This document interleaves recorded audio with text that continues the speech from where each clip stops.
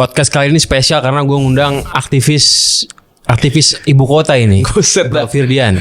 Gue ini kalau di konten ketahuannya orangnya nggak peduli demokrasi gitu yang. Justru gue makanya bangganya bang, diundang sama orang yang selama ini paling males ngomongin demokrasi. Nah bener. Kenapa sih bang? Karena viewsnya bagus. Enggak sih, emang yang pengen gue omongin sebenarnya. Iya. Gue sih maksudnya ngomongin demokrasi nggak penting, bukan nyerang oposisi, bukan. Iya buat gue yang pendukung Prabowo pun aktivis juga. Ada. Bener kan sebenarnya? Ada Budiman. Itu aktivis kan? Aktivis lah. Masih nggak? Masih disebut aktivis nggak menurut lo? Enggak lah. Enggak. Aktivis harus ngelawan status quo menurut lo apa gimana? Menurut gue aktivis bahkan identik dengan lu tidak ada dalam sistem ya, berarti bener maksud. Oh gitu ya. Jadi kalau dia misalnya di TikTok pembela Prabowo ini kan banyak juga. Ya. Ya entah dia buzzer atau enggak. Itu bukan aktivisme, bukan yang aktivisme tuh ngebela apa gimana? Enggak menurut gua. Karena kayak Pigai, di Pigai suka nggak suka dulu dia aktivis HAM. Tapi once dia jadi menteri HAM ya dia adalah pengambil kebijakan soal HAM. Dia udah nggak bisa lagi protes, tugas dia bikin kebijakan. Begitupun lu, kalau lu nanti jadi apapun itu, lu udah bukan aktivis lagi. Jelas, gua alumni ilmu pemerintahan bang. Kalau orang bilang ujung-ujungnya masuk sistem, cita-cita gua masuk sistem. Beraktivisme adalah bagian dari gua mencari permasalahan di lapangan itu sebenarnya apa aja dan belajar juga lah sebetulnya. Tapi orang kayak Adian udah nggak bisa disebut aktivis karena dia anggota DPR gitu. Iyalah, karena dia harus bikin kebijakan gitu. Meskipun dia masih kayak aktivis gitu. Itu kan image. Makanya gue tuh sering, nah inilah bang, gue sebenarnya jujur ya bang, gue paling males dengan atau merasa paling tidak pantas dengan title aktivis. Makanya kalau gue ditanya sama panitia diundang, mau apa nih bang titlenya? Oh konten kreator aja gitu. Karena menurut gue aktivis itu jujur bang, title yang berat di dalam otak gue ya. Karena aktivis itu yang gue lihat selama ini ada aktivis lingkungan di Kalimantan yang memang bener-bener hari-hari dampingin masyarakat adat yang digusur. Oh iya, berat sih itu ya. Aktivis HAM di Papua yang dampingin masyarakat yang ditembak oleh aparat. Aktivis anak yang dampingin korban kekerasan seksual anak. Jadi nggak ada tuh aktivis online. Maksudnya kurang layak lah disebut aktivis. Ngaku-ngaku lah gitu. Tapi menurut gua akhirnya label aktivis dan tidak itu jadi kayak SJW bang. Kesannya SJW itu kan social justice warrior nih. Iya bener. Tapi kenapa kesannya kalau sekarang SJW lu itu bukan pujian. Kayak itu satir. disindir. Kayak satir. Nah akhirnya makanya gue anggap bahwa udahlah kalau lu mengkritik atau kalau lu punya keresahan, lu title lu warga negara juga nggak apa-apa bang. Jadi lu tulisnya apa? Bukannya lu tulisnya Buta Politik, founder Buta Politik? Konten kreator kan buta politik aja. Tapi kalau orang nanya kenapa ngelakuin itu, gue akan bilang karena gue warga negara punya hak buat ngelakuin itu. Lebih gitu berat kan titel aktivis atau titel presiden Gen Z? Lebih berat mana? Tadi kan aktivis berat kayak gitu. Iya. Lebih berat title presiden beneran bang. Itu berat. Iya. Oke. Itu berat tuh. Harus pusing. Kemarin gue baru nonton itu film Pesta Babi. Oke, nonton juga lu bang? Gue nonton karena mau ngobrol sama lu. Bukan Biar dilihat. Ya, tapi gue sedih loh. Oke. Kalau gue nggak bilang sedih bahaya. Nggak, tapi beneran sedih. Nggak, gue jadi paham sekarang memang. Oke, mungkin memang orang Papua dia kategori ekonominya tidak kaya. Iya. Tapi kan saat tanahnya itu direbut, yang tadinya dia meskipun nggak kaya bisa makan udang, kedepannya kalau jadi petani tebu nggak bisa makan udang kan dengan gaji barunya. Betul. Ya gue sih setuju. Gini, gue nggak against sama kita nggak usah berdebat Prabowo bagus apa enggak lah. Ya, betul. Kita setuju nih Prabowo misalnya udah nggak benar misalnya, oke, case close. Tapi kan di Pesta Babi pun sebenarnya ini dirujuk ke sampai ke SBY. Benar. Bahkan sampai Soeharto, kan semua presiden. Bahkan sampai sekarang. Nah terus mesti milih siapa? Maksud gue gitu loh. Iya, makanya gini dulu bang menurut gue. Dari Pesta Babi itu menurut gue gampang aja kalau kita mau nyimpulin poin ya dengan bahasa bayi gitu. Satu menurut gue adalah ini bukti bahwa negara seringkali dari rezim ke rezim selalu melihat sumber daya dari era itu yang dilihat adalah alamnya bukan manusianya. Jadi selalu rezim ke rezim itu memprioritaskan pengembangan daerah itu adalah alamnya yang harus dikeruk, bukan manusia harus dikembangkan. Pesta Babi jadi film yang menggambarkan bahwa gila Papua sekaya itu, tapi ternyata masyarakatnya tidak menjadi sejahtera gitu. Kedua menurut gue Pesta Babi itu bisa jadi pelajaran bahwa dalam Indonesia ekonomi hari ini bang, yang diklaim pertumbuhannya naik, yang diklaim bahwa investor pada masuk, tapi fakta lapangannya atau Papua deh yang penuh dengan sumber pangan gitu ya. Tapi pada fakta lapangannya disparitasnya tinggi banget bang. Jadi si pertumbuhan ekonomi itu hanya jadi angka untuk pemerintah ngirim proposal ke investor, nih pertumbuhan baik. Tapi feeling yang terjadi di masyarakat nggak gitu. Contoh bang, kemarin gue ke NTT sekitar seminggu lebih. Gue ke daerah 3T di beberapa kabupaten tuh. Di sana bang, setiap gue datang gue disuguhin pangan-pangan lokal. Ada pisang rebus, ada makanan-makanan lain, ada ikan. Terus gue nanya gini bang, Mama, Papa, saya pengen bertanya, kenapa bisa saya makan di sini tuh 7 hari sehat, Mama, Papa. Tapi kenapa bisa pangan yang begitu kaya ini, kok NTT stuntingnya masih ada dan nggak kecil? Kan logikanya harusnya makan tiap hari bisa. Nah akhirnya jawabannya adalah mereka itu sebagai masyarakat daerah, ada lahan di depan mereka, ada laut depan mereka, ada. Tapi bang, ternyata kalau dikira selama ini kebijakan nasional itu cuman ya itu yang ngerasa cuman Jakarta, enggak bang. Karena ternyata nelayan itu butuh bensin. Petani butuh pupuk. Mereka juga butuh memasarkan kepada pasar. Oh, langsung lah gue berpikir bahwa oke, berarti kebijakan nasional itu sangat-sangat berdampaknya sampai level paling bawah. Malah lebih berasa di sana mungkin. Betul. Dibandingkan di Jakarta. Yang SCBD gitu. Dibandingkan yang kerja di SCBD. Jakarta kan terguncang dikit juga. Ya masih banyak safety netnya. Ya. Nah cuman oke, gue nggak debat itu lah, gue setuju.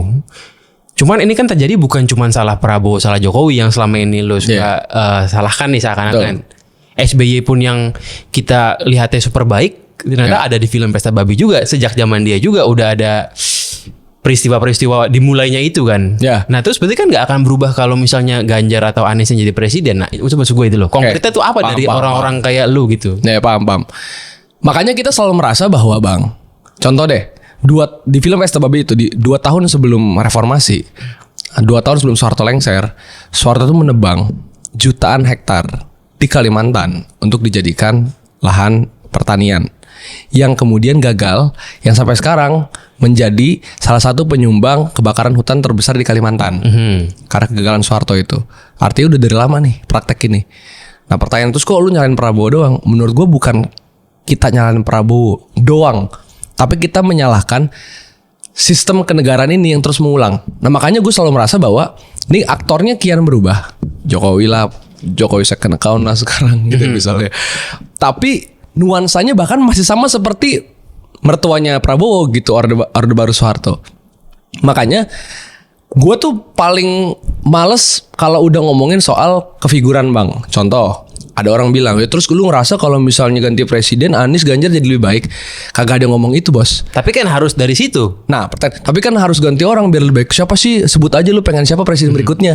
Jadi seakan-akan bang, perdebatan masalah masyarakat hari ini selalu dirunjingin ke arah udah lu mau siapa calonnya. Ya itu kan pendukung Prabowo ngomong gitu. Ada banyak. Lu mau pendukung Anies, padahal kan lu pendukung Ganjar, tapi mereka nggak tahu aja nyebutnya pendukung Anies. Dan apakah akhirnya yang kemarin dukung Anies sama Ganjar pasti dukung Anies Ganjar lagi? Enggak juga gitu. Nah makanya bagi gue hari ini yang harus lebih difokusin itu, kayak gue pernah bang diundang di salah satu stasiun TV gitu ya. Gue diundang, sebenarnya topiknya udah menjijikan karena ngomongin soal Prabowo Gibran 2 periode, Jokowi mengatakan lanjutkan. Nah terus gue dihadirkan untuk menanggapi sebagai orang muda. Terus gue cuma bilang, dalam situasi hari ini di mana pengangguran angkanya besar, di mana PHK angkanya besar, di mana kerusakan lingkungan angkanya besar, kita nggak peduli pemilu mau siapa calonnya, tapi kalau lu semua nggak ngomongin soal ini, kita anak orang muda akan merasa lu semua nggak peduli sama generasi kita. Nah tapi konkretnya, kalau lu bisa menentukan nih konkretnya apakah Prabowo diturunkan ganti Gibran atau nunggu 2029 nanti ganti dukungan lu apa gimana, maksudnya konkretnya gitu loh. Konkretnya menurut gua adalah hari ini bang ya, langkah satunya adalah udah jelas harus organisir gerakan massa dan gerakan muda supaya kita bisa tahu dulu problematika. Contoh gini deh, gua kemarin kan ke Aceh bang, bulan Desember. Gue melihat di situ deforestasi di mana kiri kanan sawit semua. 1 bulan sebelum gue ke Aceh, gue ke Kalimantan Selatan, tempat di mana seorang pengusaha dengan 100 triliun itu ditampilkan di Pesta Babi. Bulan lalu gue dari NTT. Ini 3 provinsi berbeda nih, gitu kan. Dan semakin gue keliling Indonesia, semakin gue sadar bahwa masalahnya tuh beda-beda. Dan gue akhirnya otokritik ke diri gue. Oh, berarti gue sering ngomong dari ibu kota ini timpang nih, gue ngomongnya kritiknya padahal di bawah ternyata problematikanya nggak sama. Nah makanya gue rasa bang, kalau hari ini ngomong solusi konkret kebijakannya apa, menurut gue hari ini bahkan negara nggak bisa mengkonsolidasi problematika daerah yang berbeda-beda ini jadi solusi yang teknokratis dan beragam, Bang. Nah itu makanya menurut gue konkretnya adalah hari ini organisasi gerakan massa kumpulkan berbagai problematika itu, dan nomor 2-nya menurut gue adalah instead of ngomongin figur ya, Bang, menurut gue pernah nggak sekarang ada forum di Indonesia yang dilakukan secara intens dan dilakukan secara besar serta partisipatif gitu, dia terlibat di berbagai daerah yang membicarakan apa solusi dari semua masalah ini? Nggak ada karena nggak laku. Nah itu makanya menurut gue sebelum ngomongin figur, gue lebih Berarti maksudnya biarin aja Prabowo presiden sampai 2029 gitu. Ya, sampai... Cuman tolong dengerin ini anak-anak muda aktivis mau minta apa gitu. Karena pada akhirnya sebenarnya yang dipikirin masyarakat pasti begitu, Bang. Maksud gue gini, jadi gue tuh suka ngerasa sebel, Bang. Misalnya sama aparat yang membubarkan nobar deh, pesta babi gitu. Atau ada lagi aparat yang membubarkan diskusi gitu. Karena gampang gini, kalau misalnya negara terus-terusan melihat kalau orang muda ini bikin sesuatu itu berbahaya, dan lu bubarin venue-venue kayak kampus, pesta babi, harusnya bubarin juga warung kopi. Karena warung kopi dari zaman revolusi Perancis adalah tempat nomor pertama bikin revolusi. Buat revolusi. Tapi kan belum tentu berarti suruhan Prabowo kan. Iya makanya meskipun ada yang dibubarin gitu sebenarnya. Poin gue adalah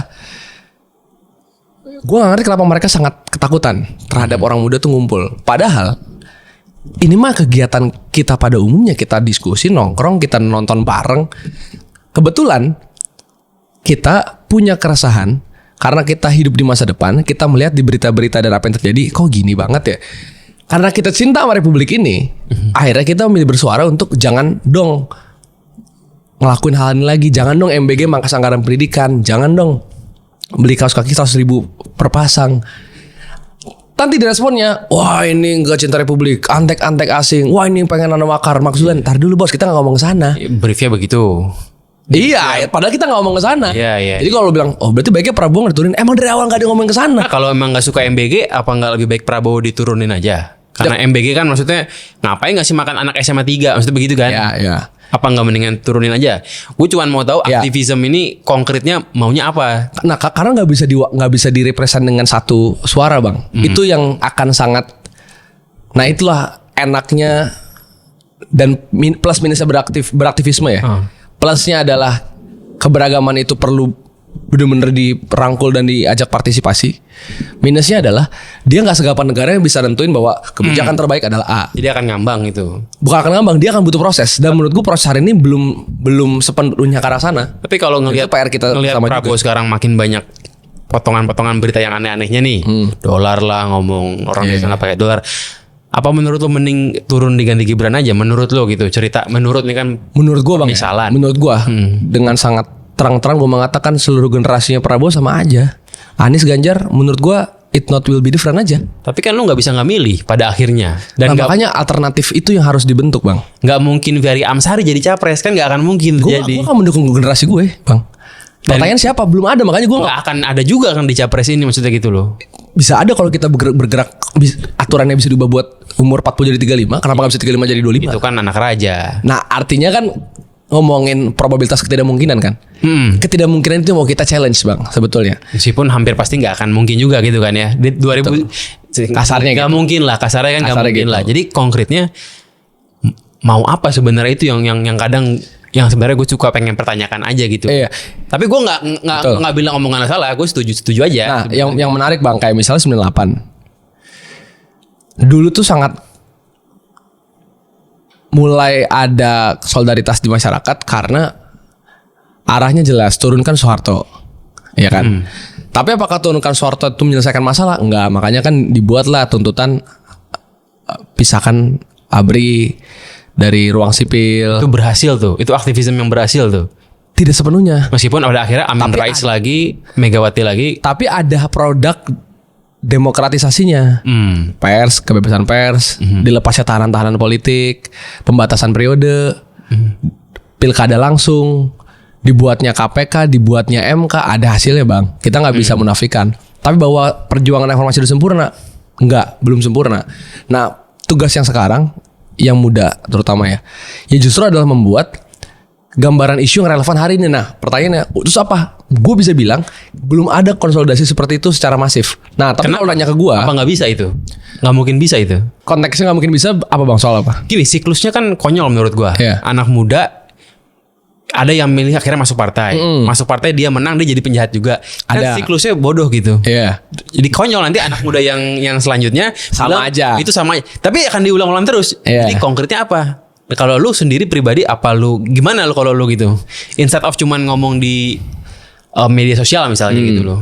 Gua orang yang punya keyakinan bang, sebenci-bencinya gue dengan aktivis atau orang muda yang pada masa itu muda kemudian berkhianat sama nilainya sendiri. Misalnya Budiman Sujatmiko, gue akan salah satunya mention gitu. Dan bukan dia yang terakhir, dan dia bukan yang terakhir kan? Bukan yang pertama, bukan yang terakhir. Iya, maksud gue itu loh.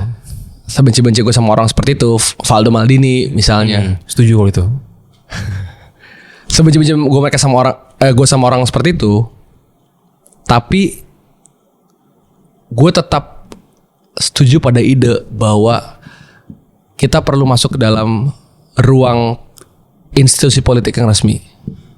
Either parpol. Lebih konkret. Yeah. Lebih konkret. Setuju gue. Betul. Tapi kenapa banyak yang alergi? Kalau lu kan gak alergi, gue kenal lu lah, kita ngobrol. Tapi kan kebanyakan sok jaim gitu loh. Teman-teman lu banyaknya gitu tuh. Kalau gue gampangnya karena pilihan cuma 2 sih bang. Dia tidak terpapar partai politik yang ideal itu seperti apa. Di dunia ini tuh dia nggak tahu partai itu geraknya gimana sih, sehingga dia melahirkan DPR, presiden, kepala daerah yang melahirkan kebijakan gitu. Dia paham dong harusnya trias politika. Dia harus paham haknya. Pasti teman-teman lu paham kan? Maksudnya teman-teman sejawat aktivis ini. Nah, maka gue bilang ada 2 nih. Satu yang memang tidak terpapar pengetahuan tersebut. Kedua yang frustasi. Nah, kita bahas satu-satu nih bang. Dia tidak terpapar pengetahuan tersebut. Wajar nggak? Wajar karena pendidikan kita yang formal bahkan tidak mengajarkan politik. Kalau PPKN enggak lah, PPKN Pancasila tok aja gitu. Dia nggak mengajarkan, ya paling banter ngomongin pemilu 5 tahun sekali, tapi dia nggak mengajarkan soal hak-hak sebagai warga negara. Tapi di online kan sekarang bertebaran podcast politik. Bukan formal kan bang? Bukan formal. Iya, itu malah gue bilang pendidikan formal kita tidak mengajarkan. Tapi kalau abang merujuk ke Kanada, Swedia gitu. Itulah kenapa Greta Thunberg dari umur 15 tuh bisa jadi SJW gitu. PPKN-nya ada. Karena dia udah punya pendidikan politik yang formal gitu loh. Bukan cuma dari tongkrongan atau dari YouTube. Oke. Jadi gue bisa bilang wajar karena ya iyalah orang sekolah kita aja bahkan tidak membahas tuh soal pemerkosaan masal 98 misalnya. Negara sengaja menutup itu dari kurikulum pendidikan. Masuk yang kedua, yang merasa naif. Yang merasa frustasi. Yang nomor 2 ini yang frustasi ini wajar gak? Wajar. Karena sekarang misalnya Bang Gamal bayangin nih, ada orang yang misalnya selama belasan puluhan tahun dia memperjuangkan tanahnya nih bang, yang memang haknya, dia sudah punya legalitas dan bla bla bla bla bla nya, kemudian dia tetap digusur. Gimana dia nggak frustasi gitu? Akhirnya ngerasa tai lah yang masuk partai sama aja misalnya gitu bang. Nah makanya menurut gue kedua tantangan ini dia perlu ada satu alternatif harapan, yang mana harapannya adalah satu orang yang well knowledge, kedua orang yang memilih dia marah, dia frustasi, tapi prinsipnya adalah get angry and get involved, marahlah dan terlibatlah. Jadi sama nih, dia marah tapi dia bedanya terlibat. Yang kedua bedanya dia terpapar knowledge-nya. Nah ini yang gue rasa si alternatif baru ini yang nantinya harus bukan hanya menjadi masa mengambang floating mass bang, tapi dia harus ada dalam institusi politik resmi. Kalau kita berkaca ke dulu zaman kemerdekaan bang, 95% rakyat Indonesia itu dulu buta huruf, hanya 5% yang bisa baca dan artinya ngerti apa itu kata merdeka. Jadi kalau dulu Soekarno-Hatta pengen bikin survei merdeka nggak nih ya guys, terus kata masyarakat apaan merdeka, udah enak kerja sama Belanda nih udah dibayar. Tapi Soekarno-Hatta bilang anjir nggak begitu di lu kalau ke Eropa, karena gue belajar di Eropa nggak begitu nih kemerdekaan tuh. Akhirnya dia sebagai 5% kaum intelektual itu bergerak dan akhirnya memerdekakan Indonesia. Akhirnya satunya lahir pemilu terbaik di Indonesia sepanjang masa tahun 55. PNI Masyum. Kenapa terbaik? Karena seluruh ideologi partai politiknya dia dibiarkan hidup dengan ideologinya satu. Yang kedua adalah pemilunya dibiarkan sangat-sangat bersih. Makanya 4 partai terbesar kan PKI, PNI, Masyumi sama NU. Jadi benar-benar 4 warna Indonesia banget gitu. Dan ketika sudah masuk dalam parlemen, mereka berdebat itu diceritakan kan bahwa Aidit dan Natsir sebagai PKI dan Masyumi bisa berdebat keras. Karena satu percaya bahwa kemiskinan ini gaya Islam kayak gini, tapi gaya komunis begini, debat keras, tunjuk-tunjukkan, tapi pulang mereka bisa naik sepeda ontel barengan ke rumahnya. Jadi kebijakan tuh udah bisa dibentuk dengan basis yang lebih clear. Bukan hanya masalah masyarakat, tapi teori apa yang mau lu pakai gitu. Harapannya maksud lu dan yang punya knowledge kayak lu nih menang dan di parlemen bisa begitu. Iya, jadi gue pengen bilang gini sih bang. Gue kadang juga pengen encourage gitu teman-teman di Indonesia. Lu kagum sama Zoran Mamdani di New York. Lu pengen punya orang kayak gitu di level kota. Masalahnya yang lu lupa kan Zoran juga orang partai. Dia tadinya mungkin tidak berparpol, tapi kan dia aktivis yang masuk partai. Lu kagum sama Pita di Thailand yang bikin Move Forward Party, tapi kan lu lupa bahwa tadi Pita juga bikin partai, dia memimpin partai politik. Kalau di Indonesia lu masuk partai, nanti lu diserang, akan ujungnya sama aja. Akan petugas partai jadinya. Lu pun akan digituin pasti kan. Betul. Nah, tapi salah nggak? Nggak juga, karena yang pernah masuknya dominan. Mencontohkan hal sama, jadi nggak bisa disalahin. Tapi pertanyaannya, Kompleks memang. memangnya ada partai yang ideologis seperti Demokrat Republikan gitu maksud gue? At least Ya. kan baik di Inggris maupun di Betul. di Eropa, di Amerika itu kan Jelas. kebijakannya tuh bisa dilihat tuh mana yang pro pajak, mana yang pro imigran. Ya. Di Indonesia kan nggak ada, makanya kalau gue di Ya. konten gue bilang gue pasti masuk partai karena mau berpolitik, cuman ya buat gue semua partai sama aja. Ya. Yang gue masukin manapun ya partai nggak jelas semua sih gitu. Bahkan partai buruh yang di luar negeri itu, di Inggris tuh partai buruh tuh kalau maju dia benar-benar bawa kajian, yang kajian dibawa setiap kampanye sebagai bentuk ini buruh nih kesejahteraan gimana. Di sini Di sini bikin event tiap May Day sih bang. udah jadi menteri tapi kan. Di sini ketua partai buruhnya naik Alphard kan. Kalau partai buruh-buruhnya kan Nggak boleh tuh harusnya. iya nggak merepresentatif lah. Oh iya. Maksudnya naik Satria FU gitu ya. Maksud gue Soekarno juga anak orang kaya bang. Hatta juga anak orang kaya. Syahrir juga anak orang kaya, tapi Iya. tidak representatif Ya aja. bahkan yang partai buruhnya pun tidak representatif, apalagi partai lain Itu kayak poin PDI, gua. PSI, Golkar dan teman-teman Akhirnya gitu. partai yang ada hari ini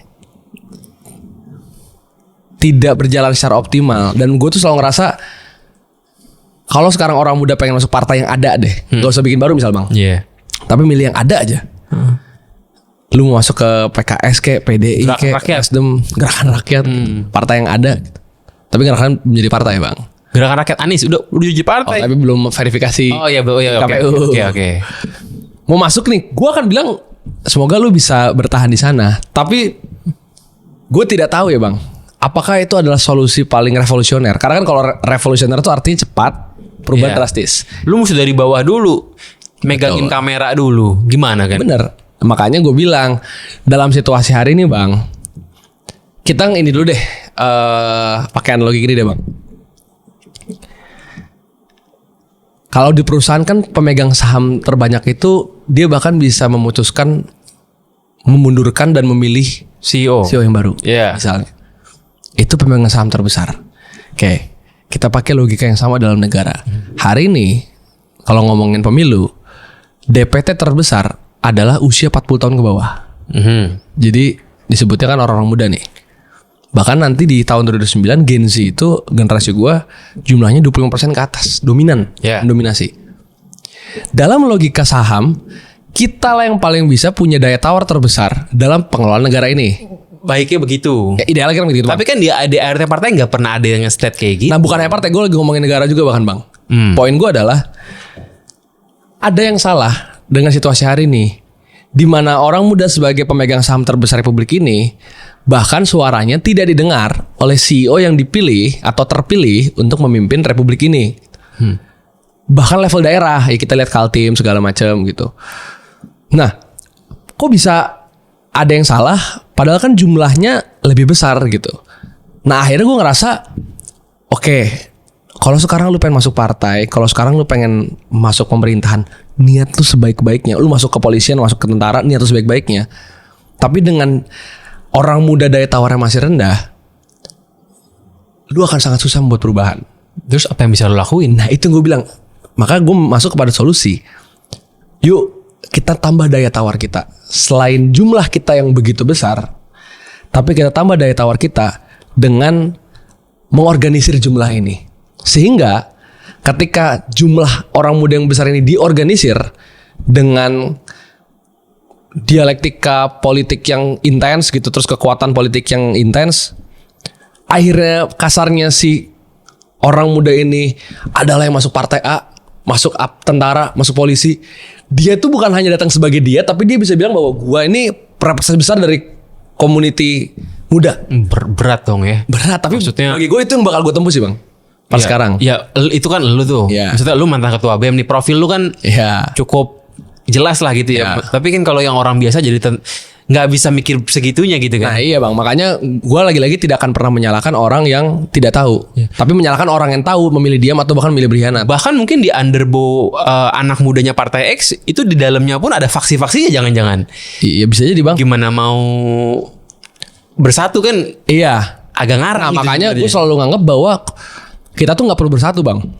Bersatu tuh menurut gue nuansanya seperti menyeragamkan tujuan dan menyeragamkan cita-cita. Ya nggak akan seragam juga kan. Tidak akan pernah bisa. Bahkan aulia Allah kan buat kita jadi perbedaan ya, sunatullah gitu kan kasarnya. Jadi menurut gue kita tidak harus bersatu, tapi kita harus bersinergi saja. Kita harus, makanya bagi gue generasi gue tuh punya satu kekuatan yang tidak dimiliki generasi-generasi sebelumnya. Maksudnya konteksnya kita ini native digital Gen Z nih. Adalah generasi yang harusnya paling kolaboratif. Kenapa? Karena kita borderless society. Dikala dulu konsolidasi itu perlu dilakukan dengan waktu seminggu atau sebulan, karena yang ketemu di Jakarta, Papua butuh waktu 4 hari ke sini, ntar Sumatera segini. Sekarang guys, kayak kita perlu Zoom dah. Besok ada Indonesia gelap nih. Zoom yuk, besok jam 8 nggak?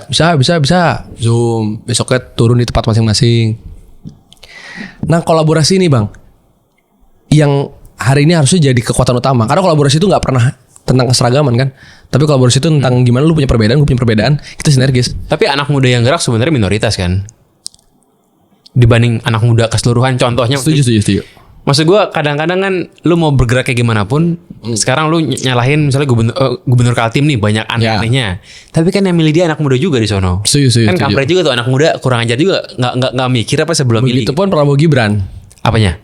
Iya, Prabowo Gibran juga. Iya. Itu kan yang milih anak muda Iya. lebih banyak dibanding yang milih yang lain gitu. Betul, lebih banyak anak muda pilih Prabowo Gibran dibanding Ganjar misalnya. Iya pasti itu kan. Iya. Jadi apa kata-kata anak muda ini terlalu overclaim bagaimana gitu? Toh anak muda kan juga Iya. nggak akan seragam Makanya juga. kan gue tuh tidak pernah mention bahwa hari ini seluruh si generasi muda ini punya satu darah spirit yang sama. Dan setiap generasi nggak bakal bisa sama juga toh. Betul. Nah makanya poin gue adalah kesadaran bahwa gue tuh cukup happy sih bang Prabowo Gibran menang. Kalau boleh jujur, Begitu, bukan lu dukung Ganjar. gue sangat happy Prabowo Gibran menang.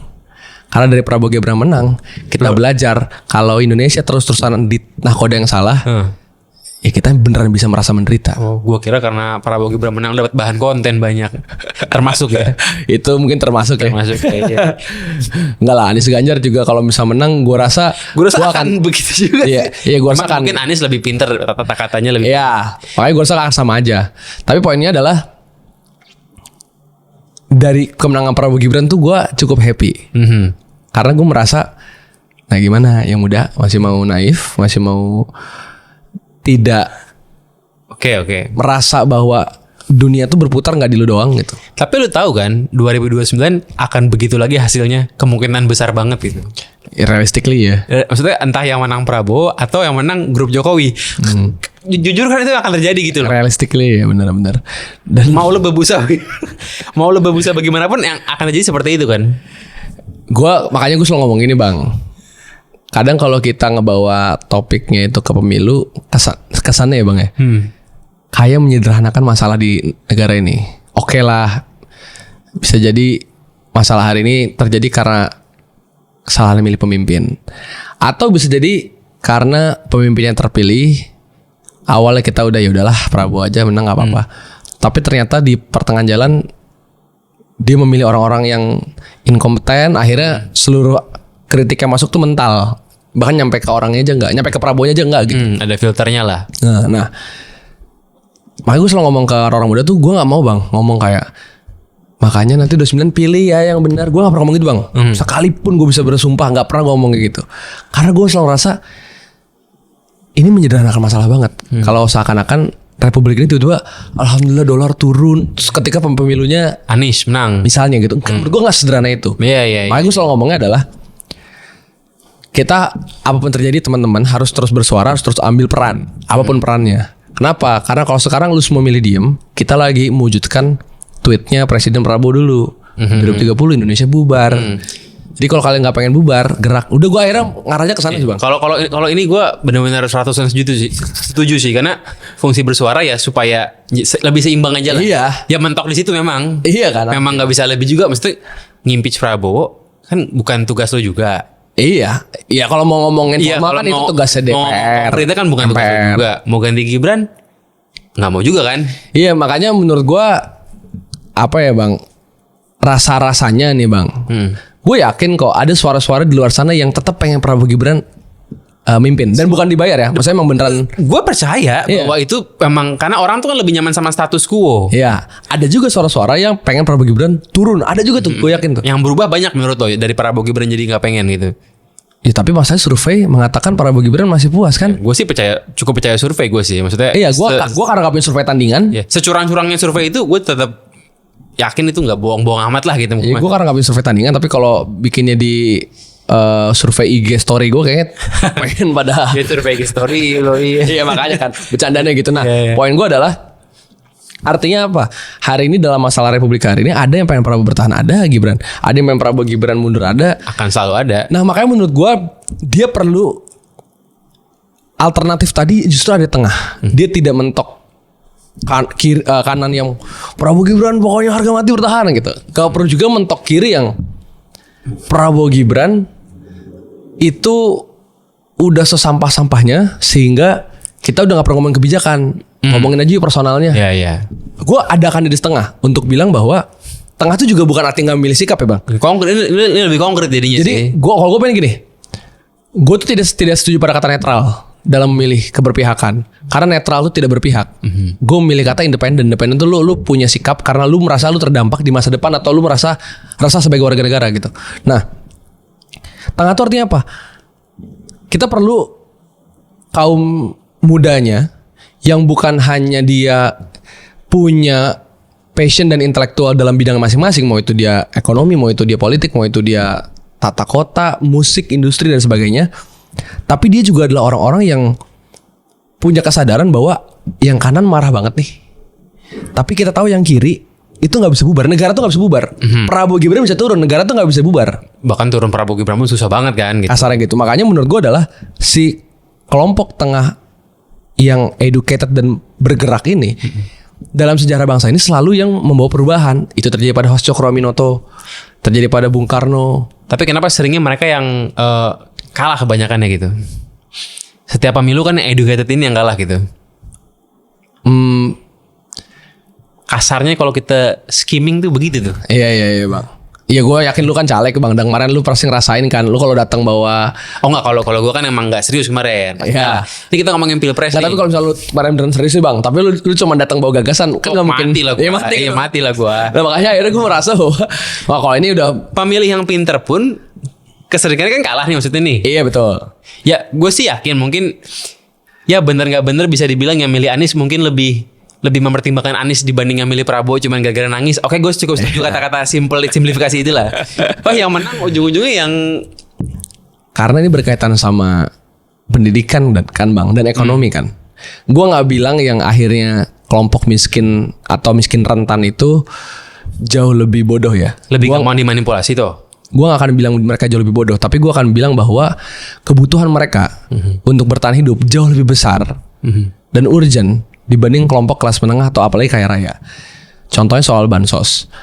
Kelompok kelas menengah atau kaya raya, kita lah di sini bisa dengan gampang bilang bahwa lu ngapain sih orang goblok lu terima bansos tapi lu mau disuruh-suruh. Segitu. Tapi kan untuk mereka yang hidup dalam rentan kemiskinan atau bahkan miskin ekstrim atau bahkan kemiskinan, itu adalah berkah yang Ya.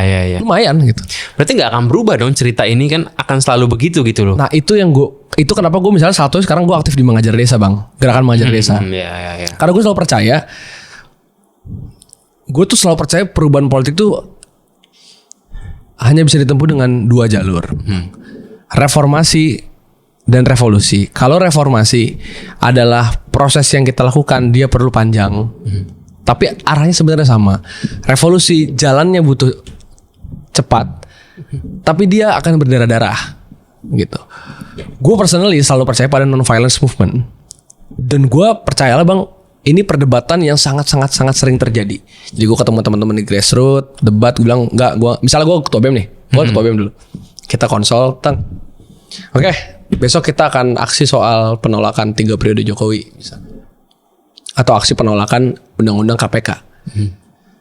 Gua akan ada di stance untuk bilang bahwa kita bawa kajian, kita bawa banner, kita bawa campaign-campaign yang menarik, kita bawa media, kita bawa kemarahan, kita bawa orasi, tapi beres jam 6 sore, kita gelar tiker aja, kita duduk, kita sholat bareng, kita di tenda main kartu, main apa bebas, kita ramean. Nanti ada teman-teman yang akan mengatakan, enggak, jam 5 rusuh, lempar flare, lempar molotov, buat kerusuhan. Revolusi butuh darah, Bung. Misalnya. Itu bukan penyusup kan? Memang dia mikir begitu kan? Ada yang mikir beneran gitu. Penyusup ada juga begitu ya, tapi yang mikir beneran gitu juga ada kok, Bang. Poin gue adalah, gue selalu percaya non-violence movement. Makanya, kenapa salah satunya gue percaya pendidikan itu adalah alat perubahan yang sebetulnya paling dibutuhkan. Karena dengan berpendidikan, lu jadi punya kemampuan untuk tahu yang mana yang terbaik untuk untuk lu sebagai warga negara. Di desa harapannya itu anak bisa bantuin ibunya sama bapaknya biar nggak blown amat lagi. Ini menariknya misalnya gini bang, gue ke desa di NTT. Di situ kartu ada sekitar 60 kakak mungkin di desa itu. 60 kakak itu apakah pertanyaan yang gue perlu merangkul 60-60-nya untuk dibikin educated? Enggak. Gue akan pakai konsep 5% tadi. 5% orang desa itu kita jadikan kelompok gitu ya, kita bikin kelompok belajar, kita apa. Kemudian ketika akhirnya mereka semua dihadapkan pada situasi politik, mereka yang akan menginfluence 55 lainnya gitu, kasarnya. Ya pengaruh mereka cukup kuat kalau mereka bisa ngomong gitu ya. Betul, dan artinya gue selalu percaya pendidikan bang. Nah makanya, tapi kan orang bilang pendidikan, kayak kemarin kocak banget bang, gue bangun sekolah. Gue bilang gue marah kalau negara gak prioritaskan pendidikan. Ada yang komen, ya elah bro, emang kalau negara prioritas pendidikan sekarang, negara langsung berubah. Kan gak butuh puluhan tahun. Lah memang, makanya kalau lu tahu itu butuh puluhan tahun, jangan ditunda-tunda gitu kan bang. Nah makanya gue selalu percaya pendidikan tuh alat penting. Tapi, apakah ada hal-hal yang butuh cepat? Contoh, penanganan bencana Aceh. Dia kan gak bisa nunggu ntar bang. Contoh, deforestasi Papua, penolakannya. Kan kita gak bisa nunggu ntar keburu hutannya rusak.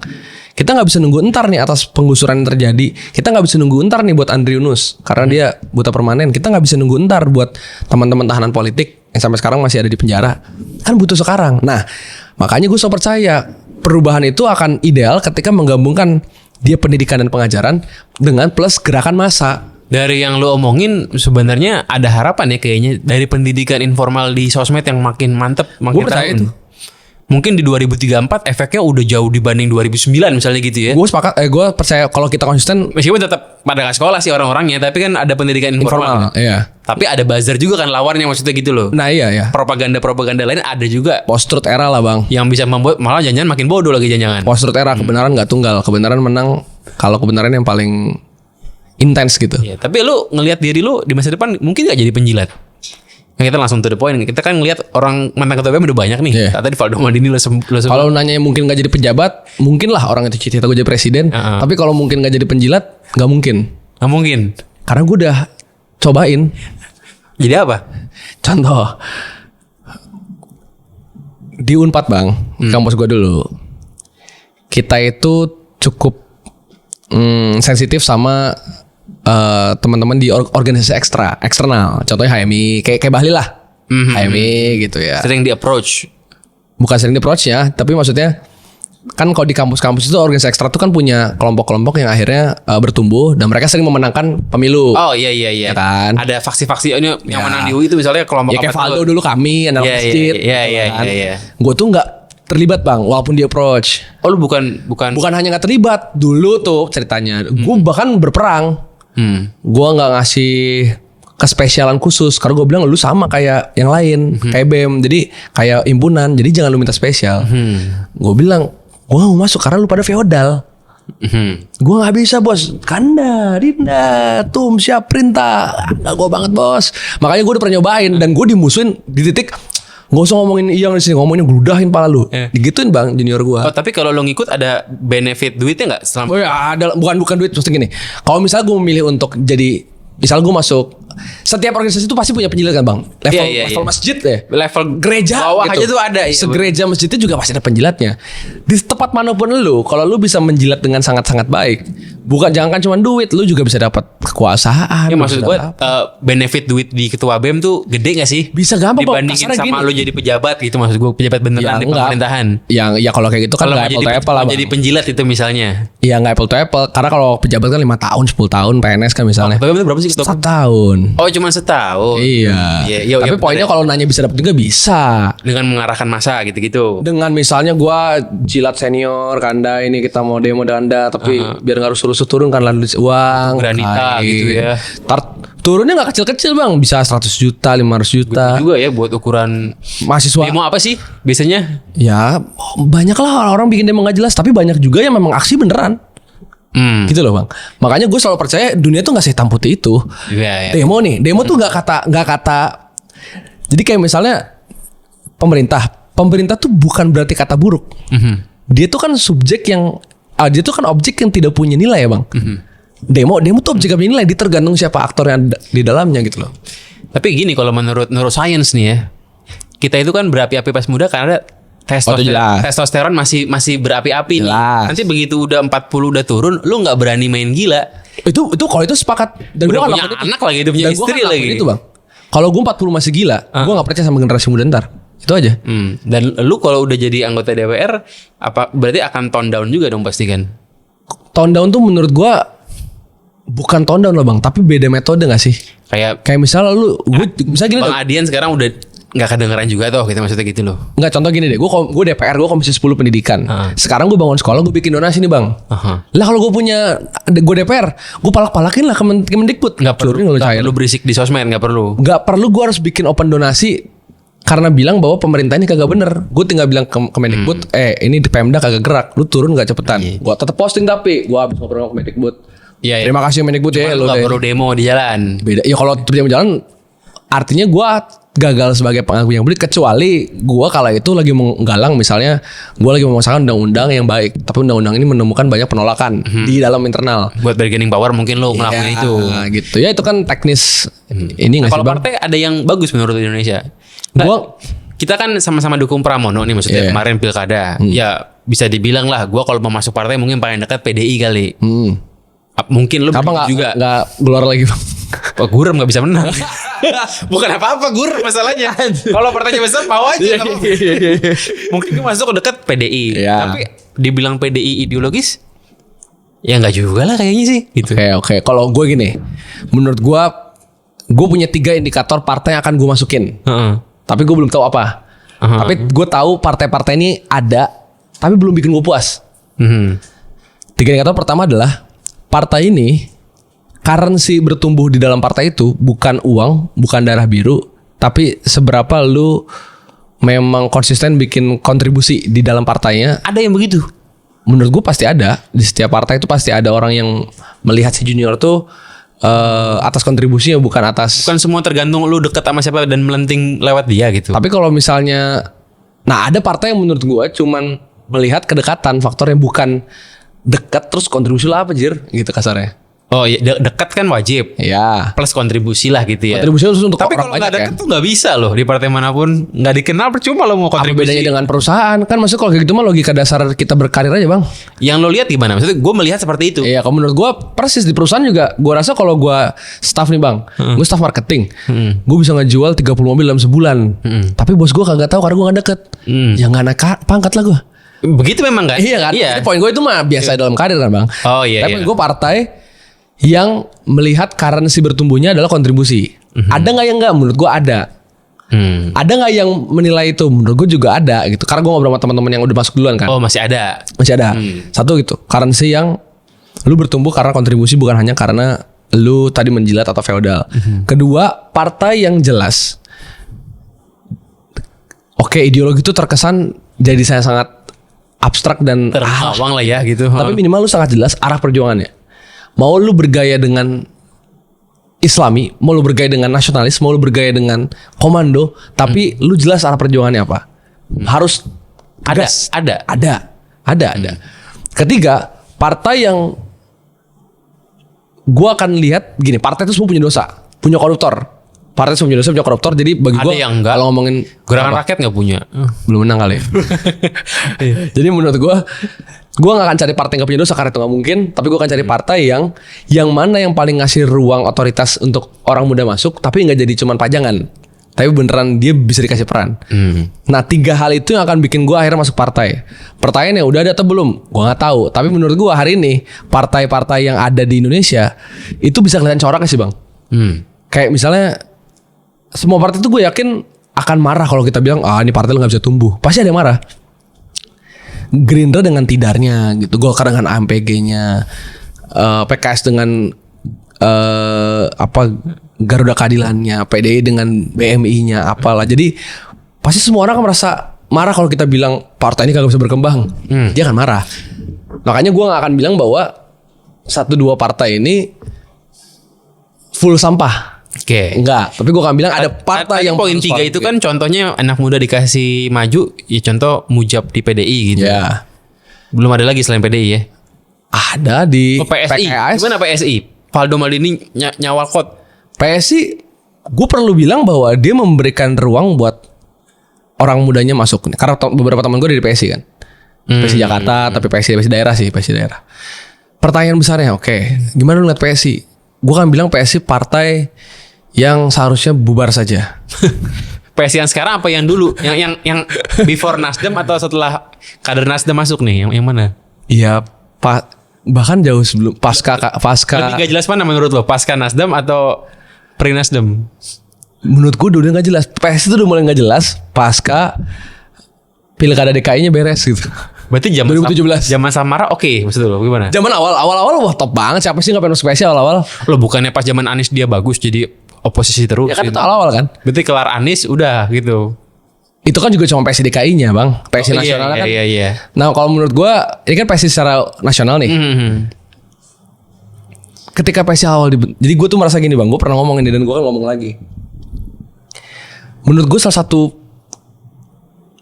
partai paling berdosa di Republik ini sekarang adalah PSI. Belum pernah menang. Oh, kan orang bilang, "Woi, bos, kita menang juga belum. Lu udah bilang kita berdosa." Juga belum. Iya kan? Gue gak bilang gini. Ya memang lu belum pernah mengkorupsi kementerian karena mungkin lu baru jadi menteri sekarang. Lu belum pernah banyak ngelakuin kebijakan-kebijakan karena belum jadi presiden gitu. Tapi dosa yang lu lakuin bukan dosa kebijakan, Bang. Tapi dosa yang lu lakuin membuat orang-orang muda yang tadinya udah punya harapan setelah selama ini frustasi, harapannya Lihat dibikin PSI hancur lagi. Ya dia bisa jawab lah. Ya gue udah pakai anak muda tetap suara gue 1%. Ayo, Salah lu dong anak muda kan gitu. Itu tahun berapa? 2019. Iya. 2024 cuman berapa tuh? 1,8. Gue balikin kalau gitu. Oke, lu ngerasa lu udah pakai anak muda 1%.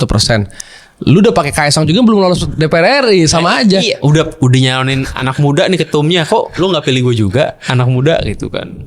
Kalau muda cuman karena usia sih bang ya.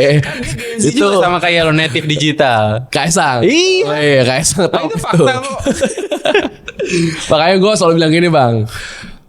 Gue paling benci sebenarnya bang. To be very honest ya, kalau kemana-mana merasa kekuatan itu cuma karena muda. Seakan kan kayak anjing kalau gitu Gibran sama Kaisang juga sama dong. Iya, makanya kebanyakan aktivis juga banyak yang gitu juga sih. Makanya gue tidak pernah mau menggunakan portofolio gue itu cuma karena gue muda. Ya nanti Ferdian tulisannya aktivis muda di. Ya, diterapin semua tuh gue benci tuh. Aktivis muda. Jadi poin gue kalau kayak Kaisang gitu bang, udahlah menurut gue itu baliklah Mas Kaisang jadi personal trainer yang menurut gue udah oke. Oh iya sempat nge-gym sih. Iya.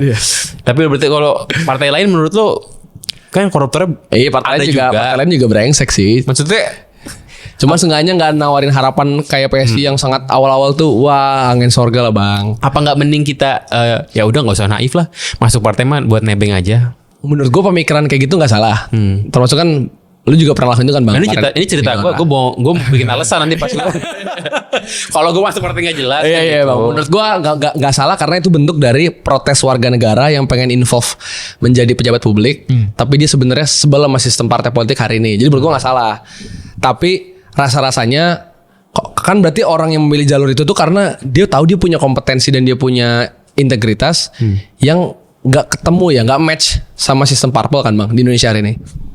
Nah sayangnya menurut gue adalah berarti kan lu orang yang well educated, lu orang yang sadar, lu orang yang punya integrity.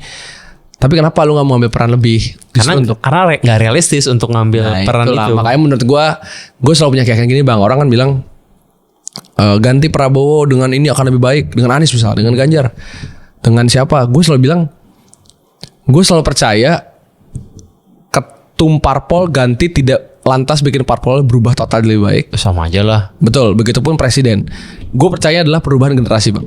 Tuker. Ini maksudnya radikal ya. Tuker. Jadi lu kalau mau benar-benar ngelihat perubahan, entah jadi lebih baik atau lebih buruk. Iya. Tukernya generasi.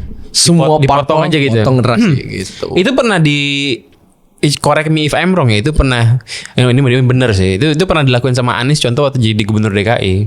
Ada kepala-kepala dinas yang emang ada potong generasinya gitu. Nggak tahu sih hasilnya gimana. Pernah itu bisa dilakuin yes. Dan menurut gue itu terjadi juga di beberapa negara yang hari ini berkembang kayak China, gitu bang.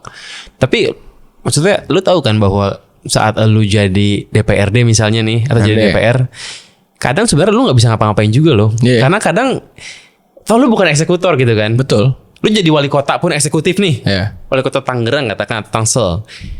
Itu bisa jadi lu kehadiran lu tuh nggak ngaruh karena itu semua di SKPD-nya itu loh. Sistemnya tuh udah ngelok gitu. Nah makanya kan sebenarnya dari kemarin gue sempat mention bang di acara Nobar Pesta Babi itu kan ada bagian orasi-orasi ya. Gue mention bahwa gue pengen nge-state Indonesia sudah tidak aman untuk orang muda. Bukan hanya kita tidak aman secara demokrasi ya, ada yang diteror, ada yang dikirimin kepala babi, disiram air keras, di penjara. Tapi bahkan tidak aman lagi untuk profesional. Even buat lo yang punya keinginan membantu birokrasi. Karena sistem hari ini membuat lu kalau punya inovasi, lu akan dikunci habis-habisan. Nadiem tuh inovasi. Nadiem dengan Chromebook-nya menurut gua adalah bentuk inovasi. Bukan maladministrasi langsung nunjuk satu gitu. Enggak, menurut gua dalam case ini kita ngomongin case ini dulu bang ya. Sekilas kebijakan dulu ya. Menurut gua dalam kebijakan yang Nadiem lakukan itu adalah bentuk inovasi. Karena kalau kemarin gua ke daerah 3T kan wawancara langsung kan bang sama lu bisa lihat kontennya lah. Tahu videonya. Gue nonton. Gue sama guru di daerah kecamatan Kie. Itu bagus, memang harus Chromebook nih. Cuman kan ada sistemnya yang harus dilalui yang nggak boleh nunjuk satu pihak gitu loh. Iya si e-procurement kan. Maksudnya itu loh. Iya. Itu menurut gue gini bang. Makanya menurut gue gini. Gue nggak tahu kalau itu Nadiem melakukan itu apa karena dia punya keyakinan kalau gue ngelakuin ini inovasi ini akan nunggu lama gitu. Atau karena dia punya alasan lain. Tapi yang jelas di posisi hari ini bang, gue sepakat kalau kita masuk ke dalam birokrasi, kalau kita nggak gila sih nggak jadi apa-apa sih bang. Masalahnya gila, tapi resikonya adalah penjara, kriminalisasi. Nah tapi lu tahu berarti ya bahwa lu jadi eksekutif kayak wali kota sekalipun, kalau SKPD-nya ngelok lu ya lu nggak bisa apa-apa juga sebenarnya. Itu dia, makanya mau lu rolling semua tuh, kalau lu disabotase lu bisa disabotase gitu. Itu dan tahu nggak bang apa yang akhirnya selalu membuat sistem itu yang tadinya nge-lockdown akhirnya dia perlahan bisa tunduk gitu. Kekuatan politik. Contoh deh Jawa Barat, Deddy Mulyadi. Deddy Mulyadi itu gila banget. Dia 4 paslon, tapi dia menangnya jumlahnya besar. Itu gila sih. 70% apa 60%. Ya gimana akhirnya ketika dia nggak duduk, birokrasi di bawahnya merasa bahwa anjir ini kalau gue urusan sama KDM, dia viralin gue. Menyeramkan sih. Iya kan bang. Bahkan gue ngomong di TikTok pun apa takut distis gitu ya. Jadi gue pengen bilang, gue percaya kok kalau gue masuk sistem, gue abis di lock. karena kepercayaan tersebut lah Bahkan bumbu-bumbu mungkin, masuk bahkan sistem. mungkin di partai lo sendiri loh. Iya. Ada yang di partainya karena ini orang terlalu beda, di-lock juga. Betul. Itulah kenapa gue karena punya kepercayaan itu. Itulah kenapa gue sekarang sebelum masuk sistem, gue akan bangun kekuatan politik. Itu. Jadi, Follower sosmed. ya itu satu hal ya. Tapi poin gue adalah komunikasi lintas sektoral, akademisi, NGO, cendekiawan, politisi. Ya, punya kenalan cukup ngaruh lah. Iyalah. Lu bisa bragging Jelas. tuh si A temen gua. Takut juga sih, Jelas. Bang, takut juga sih. Ya followers ngaruh juga. Ngaruh kok. juga. Orang takut diviralin. Ya Iya, iya. KDM Shirley bisa orang anggap bagus kan, hari ini banyak bang komen-komen kayak Iya. KDM Shirley Menurut atau lu enggak? Menurut lu enggak? gue jujur nggak tahu lagi kalau program-program mereka ya, jadi gue takut salah Lu ngomong. bayangin kalau misalnya Bu Shirley misal nih ya, misal tiba-tiba nikah sama KDM. Ada dua Jadi presiden itu. satu janda satu duda. Iya, misal dicalonin sama partai lain lah, bukan Gerindra. Iya. Lawannya Prabowo, gua rasa Prabowo kalah tuh. Karena tadi populis kan bang. Apa kisah drama Korea? Iya, orang Indonesia kan senang sama drama sinetron. Lu pilih juga aja. 100%. Padahal sekolah tapi begitu. Nah itu yang menarik di negara demokrasi yang pendidikannya tidak matang. Yang dinilai adalah seberapa bikin emotion lu tuh keren banget nih orang, atau dia ngobrol sama rakyat ya. Tapi pas tanya emang tuh kebijakannya enggak sih, tapi dia kelihatannya sama rakyat. Itu terjadi. Gue makanya gak mau nilai karena gue gak tahu program Maksud gua, siapa. pada akhirnya nih lu mau nggak jadi penjilat pun mungkin lu tetap harus jadi pemain drama gitu. Pada akhirnya toh orang milih karena itu gitu loh. Kalau Bukan- gue gampangnya sih lebih kayak gini bang. Mungkin bukan kita harus melanggengkan gaya-gaya lama, tapi lu harus selalu mencari marketing yang baik dan benar. harus main cantik juga kan. Iya. Nggak bisa terlalu jadi aktivis mati juga. Iya, ya, kalau dulu Syahrir ngomong ke Tan Malaka gini bang. Tan Malaka bilang ke Syahrir, Rir gue mau jadi presiden. Nggak usah Soekarno lah. Syahrir bilang, bos, kalau lu 10% aja lebih populer dibanding Soekarno di Jawa, atau 10% orang Jawa tahu sama lu aja, udah. Tapi bisa kan lu nandingin Soekarno di Jawa ini? Nggak mungkin. Karena apa? Soekarno jauh lebih akrobatik kan. Wah, karismatik, flamboyan. Dia flamboyan, akrobatik, dia ngerti cara wayang. Iya. Tan Malaka dia aktivis sejati mentok. Dia nulis Iya, buku, bener, sangat bener. pintar. Ya itulah Main sinetron perlu juga. bagian-bagian marketing lah. Iya. Menurut gue meter. Oke, terakhir nih kita udah mau closing. Jadi lu tuh ideologi lu apa? Marhaen atau Jokowisme atau Prabonomics? Kalau gue pengen ngomong gini bang, untuk kan orang sering nanya tuh kenapa lu bersuara cukup keras atau pesan dong buat orang-orang pengen bersuara. Gue cuma akan bilang gini, lu cuma perlu sadar, lu tuh adalah warga negara Indonesia, dan warga negara Indonesia itu juga bagian dari masyarakat dunia yang di dalamnya lu punya hak yang dilindungi konstitusi, undang-undang, deklarasi universal HAM dan sebagainya. Yang kalau lu baca satu persatu, hak lu itu ternyata banyak banget bang. Hak atas air yang bersih, udara yang bersih, sekolah yang layak, pendidikan yang berkualitas. Dan cukup karena itu lu perlu bersuara sih. Pinter ini, udah terlatih untuk nggak ngasih bahan buat dipotong-potong. Kalau gue coba dikorek-korek, wah udah ngaca semua itu. Nice jawabannya nice. Anjir. Tapi memang sih ya kalau gue ngelihat ya di sistem memang entah gimana kalau lu masuk sistem tuh lu akan ngikut juga mau nggak mau Asli sih. bang, aslinya Tapi lu masalah bisa gitu. ya ada sih beberapa anomali, tapi ya memang sistem tidak semudah itu untuk tidak semudah itu untuk dengan niat suci dan nasionalisme merah sangsakan merah putih gitu. Nggak sekonyol itu sih. Niat baik gak bikin menang bang. Niat baik nggak bikin menang ya. Gue doain sih lu menang. Lu dulu bang. Selama bukan lawan gua kan, gitu. Lu dulu dong, Bang. Jangan kan gitu. Iya. Oke lah, ntar kita mungkin Bang Gama for Gubernur DKI. wah kok nggak nyampe, nggak punya duit, nggak punya duit kalau itu. Bukan yang nggak mau ya, nggak punya duit itu. Itu pram duitnya banyak bang ya? Banyak banget pasti. Setuju. Pasti Iya, banyak itu. iya. Ya susah bang dulu kalau nggak ada Mas Pram. Iya, bener. Iya, lu masih dukung Mas Pram apa gimana? Masih lah sampai sekarang. Gimana bagus Maksudnya Mas Pram di Jakarta apa gimana? gue tuh orang yang suka Mas Pram satu hal tuh bang menurut gue. Apa? Karena menurut gue Pram itu gubernur selama ini gue anggap oh ini nih gubernur kayak di luar negeri. Jadi gue kan selalu ngikutin ini ya kayak Amerika gitu gimana Inggris. Jadi kan kalau gubernur itu kan bener-bener lu utamain kebijakan baru sensasi ya. Kalau presiden tuh agak beda lah. Mungkin di setiap negara presiden tuh punya sensasinya. Tapi gubernur tuh dalam otak gue emang teknokratis lah. Nah Pram tuh menurut gue definisi yang contoh. Ada satu langkah jenis yang menurut gue patut diapresiasi ya. Gimana mencoba mempromosikan CFD mempromosikan pembangunan tiang-tiang di Kuningan itu kan udah nggak ada Bang ya. Itu bukan dengan cara dipamerin seperti biasanya, tapi dengan bikin CFD. Itu menurut gue ciamik. Hal-hal itu yang gue rasa perlu ditiru gubernur lain. Maksudnya komunikasi publik juga, kadang nggak selalu harus dengan ini contoh tanda belum masuk sistem. Bilangnya Pram. Gitu. Pokoknya kalau bilang Mas Pram itu sepertinya belum masuk sistem. Rohnya belum di sistem. Karena kalau udah di sistem nyebutnya harus Pagup. Bukan Kanda sih, tapi gue nggak pernah denger tuh di balai kota ada yang nyebut Mas Pram. Enggak ada Pagup ya? Nyebutnya pasti Pagup. Seakan-akan dosa kalau nggak nyebut. Terbukti guys, saya gak ada jabatan. belum. Ya, oke deh, thank you. Ya, atau Bang. Siap, kita kalau rame viewsnya ya ntar gue bagi AdSense ya. Thank you. Sampai jumpa lagi. Thank you Bang.